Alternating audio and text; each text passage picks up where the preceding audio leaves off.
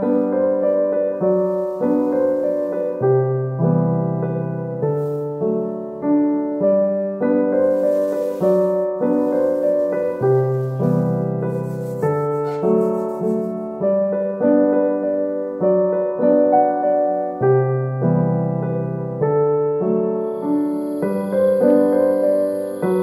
বন্ধুরা, good morning. তোমরা সবাই কেমন আছো? আশা করছি যে যেখানে আছো ভালো আছো, সুস্থ আছো।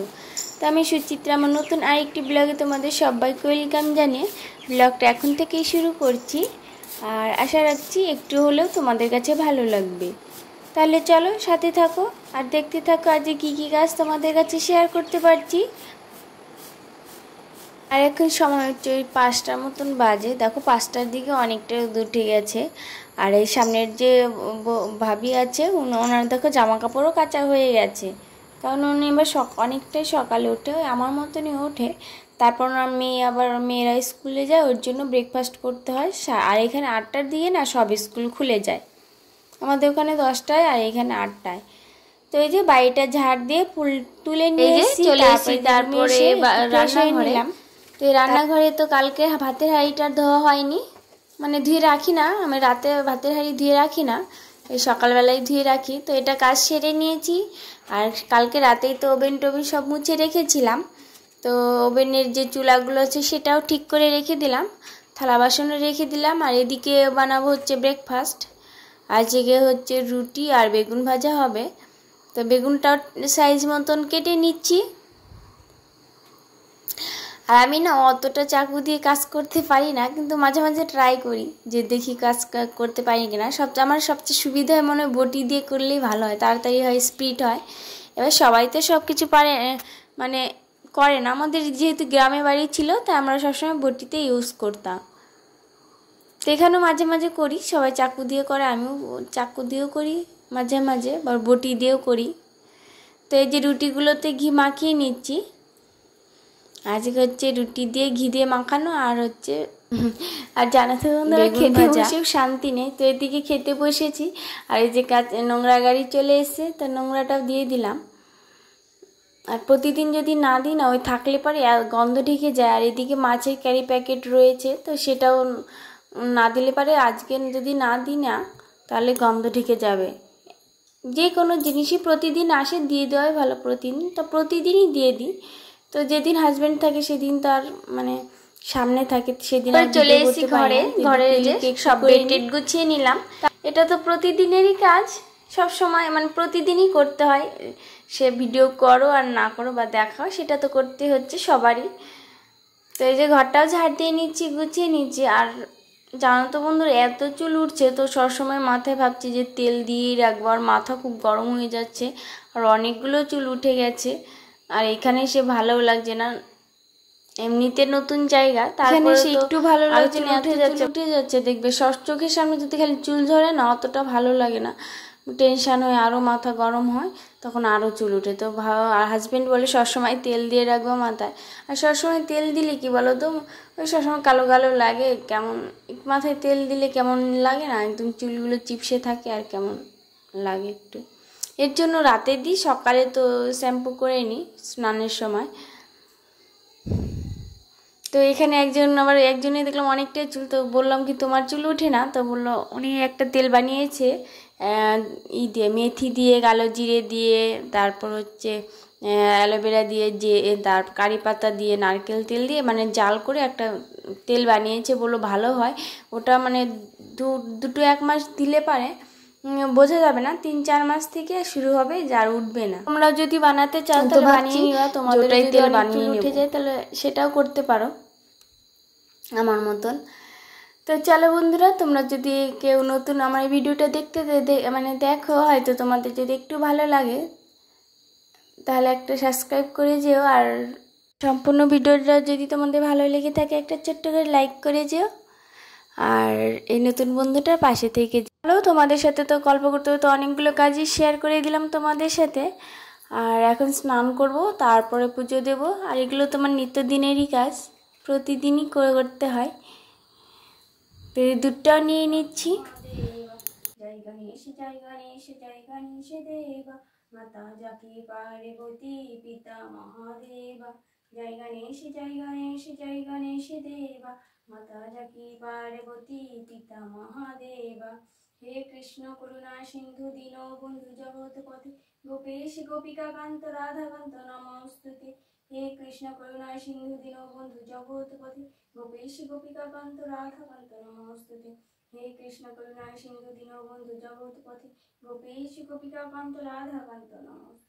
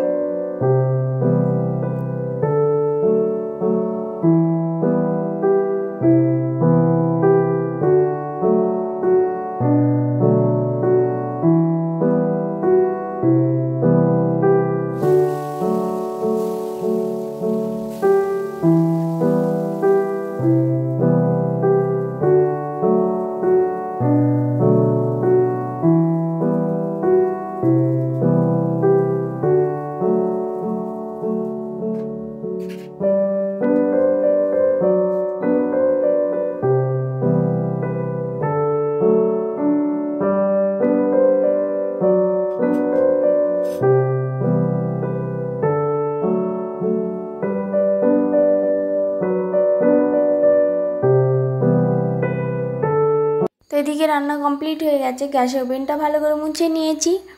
আর সামনের যে টাইলসটাতে যখন রান্না করি তখন হয়তো চিটকে চিটকে ঝোল যায়, তখন কিন্তু একদম হলুদ হলুদ হয়ে থাকে, ভালো লাগে না দেখতে। আর যখন রান্না করি তখনই যদি সঙ্গে সঙ্গে একটু মুছে নিই তাহলে কিন্তু পরিষ্কার পরিচ্ছন্নই থাকে। তো চলো আজকে আমাদের কি কি মেনু হচ্ছে সেটাই তোমাদের কাছে শেয়ার করছি। আর আজকে হচ্ছে ঢ্যাঁড়স সেদ্ধ আর মাছের ডিম দিয়ে বেগুন আর 4 পিস বেগুন ভাজা আর কচু দিয়ে মাছের তরকারি। তো এই কচুটা না খুবই ভালো, কারণ আমি এর আগে বুঝতে পারিনি, এর আগে যে কচু রান্না করতাম তো অনেকটাই জল দিয়ে সেদ্ধ করতে হতো, আর এই কচুটাতেও অনেকটাই জল দিয়েছি, বুঝতে পারিনি। তো এই কচুটা আবার ভালো, আর আমার বেগুন ভাজাটা খুব ভালো লাগে, এর জন্য বেগুনটা ভেজে নিয়েছি। আর দেখবে বেগুন ভাজা দিয়ে একটু ঘি দিয়ে যা খেতে লাগে সেই লাগে, আমরা বাড়িতেও খেতাম। তো খাওয়া দাওয়া কমপ্লিট করে নিয়েছি। এখন এই যে দেখো বোতলগুলো একটু মেজে নিচ্ছি, কারণ আমার ভালো লাগে না, তেল তেলে হয়ে যায়। আর বোতলের যে ছিপিগুলোতে নোংরা থাকলে তো জলই খেতে ইচ্ছে করে না। তো এই যে আজকে ভাবলাম যে ছিপিগুলো পরিষ্কার করবো, পুরো এর করতে হয় না, করলে ধরো 1 মাস চলে যায়। এখানে তো নোংরার কাজ হয় না, এর জন্য ছিপিগুলো অত নোংরা হয় না। আর গ্রামে তো মাটির বাড়িটাই না, তাড়াতাড়ি নোংরা হয়ে যায়। তো এই বোতলগুলো আজকে ধুয়ে রেখে দিচ্ছি, কারণ জল শেষ হয়ে গেছে, 2টো বোতলে জল আছে, সেটাই রেখে দিয়ে যে এইগুলো বোতলগুলো পরিষ্কার করে দিলাম। আর বোতলগুলো না ভেতরে যে কালো কালো জল থাকে সবসময়, তো একটা দেখবে আস্তরণ পড়ে যায়, সেটাকে যদি জল দিয়ে লেবু দিয়ে রাখা যায় তাহলে কিন্তু পরিষ্কার হয়ে যায়। একদিন রেখে দিলে কাল পরের দিন সকালে একদম নোংরাটা কেটে যায়। তারপরে যে দেখো কড়াইয়ের অবস্থা দেখতেই পেলে কীরকম কালো ছিল, এর আগে অনেক কালো ছিল, তো আস্তে আস্তে উঠিয়েছি। যা দেখবে বন্ধুরা, একবার যদি কড়াইটা না কালো হয়ে যায় তাহলে ওঠাতে কিন্তু অনেক সমস্যা হয়ে যায়। তো বাড়ি থেকে সিরিজ পেপার নিয়ে এসি, তারপরে বালি দিয়ে সার্ফ দিয়ে ভালো করে অনেকক্ষণ মাজতে হয়, তারপর পরিষ্কার করেছি। তা অনেকটাই পরিষ্কার করে নিয়েছি। আর ভালো পরিষ্কার কড়াইতে রান্না করতে ইচ্ছে করে, কালো কড়াইতে ইচ্ছে করে না। এখন কি করবো বলো, তোমাদের সাথে শেয়ার করতে গেলে প্রথমের দিকে করেছি কালো কড়াইতেই, তো এখন আর করব না, এখন একবার পরিষ্কার হয়ে গেছে। তো চলো জামা কাপড় আনা হয়ে গেল, এখন জায়গা মতন রেখে দেব, ভাঁজ করে নিচ্ছি। আর আমাদের তো এখানে নেই, মানে আলনা নেই, সব ভাঁজ করে রেখে দিতে হয় ওখানে। আর এই যে কাপড়গুলো পাতলা হয়ে গেছে, রান্নাঘরের কাপড়গুলো না অনেকটাই পাতলা হয়ে গেছে, আবার নিয়ে আসতে হবে। সবসময় ইউজ করা হয়, তারপর ধোয়া হয় না, এমনিতে পাতলা কাপড় ছিল। কিন্তু আমার ঘরে এগুলো বেশি গ্রো করে না, অত তাড়াতাড়ি একদম ঘাসের মতো হয়ে যায় না। এগুলো হচ্ছে আস্তে আস্তে গ্রো করে, আর যখন গ্রো করবে না তখন দেখতেও সুন্দর লাগবে গোল। তো চলো এখন আমাদের হচ্ছে পিঠের আয়োজন চলছে, হচ্ছে কুলি পিঠে আর হচ্ছে চষি পিঠে। তো তোমরা তো জানোই কোনগুলোকে বলে। তো আজকে পিঠে খেতে খুব ইচ্ছে করলো, কারণ বাড়িতে তো অনেক দিন থেকে খাওয়া হয় না। আর এখানে ভাবলাম তো মিক্সি ছিল, সেটাই করে নিয়েছি, চালের গুঁড়ি করে নিয়েছি, তো বানিয়ে নেব। তো ভাবলাম একটু পরে বানাবো পিঠেটা, মানে রেডি করে রেখে দিয়েছি। আর এদিকে যে গাছগুলো একটু লাগিয়ে নিচ্ছি, আর বাইরে অ্যালোভেরা গাছ দেখি কেমন হয়ে যাচ্ছিল, আর রুমের না ভালো হয় অ্যালোভেরা গাছ। তো এই যে অ্যালোভেরা গাছ লাগিয়েছি, আর একটা স্নেক প্ল্যান্ট ছিল সেটা রুমেই রাগ করে ফেলে দিয়েছিলাম, সেটাও আবার নিয়ে এসেছি। আর এখানে তোমাদের তো বললাম অনেকগুলো মানি প্ল্যান্ট নিয়ে আসবো, আর এখানে মানে রেখে দেবো। তাই দেখবো অনেকগুলো কিন্তু এক জায়গায় রেখে দিলে একদম খুব সবুজ লাগে আর ভালো লাগে দেখতে। একটু মানে গ্রো করতে না এগুলো তো সময় লাগবে, আর যখন গ্রো হয়ে যাবে, যখন বড় হয়ে যাবে তখন আরও ভালো লাগবে। রাউন্ড শেপের দিলে পারে তো খুবই ভালো লাগবে। তো আমার মতন কে কে গাছ পছন্দ করো। তো চলো এখন আমার হচ্ছে একটু রেস্টের টাইম। এখনও চাপেল খাচ্ছি, আজকে কেটে খাইনি, আজকে কামড়ে কামড়ে খেয়েছি। আর তোমরা সবাইকে গুড ইভিনিং। তো আমারও দেওয়া কমপ্লিট হয়ে গেল, তারপর চলে যাবে একটু চা খাবো আর একটু মুড়ি খাবো। তো চা করতে চলে এসেছি।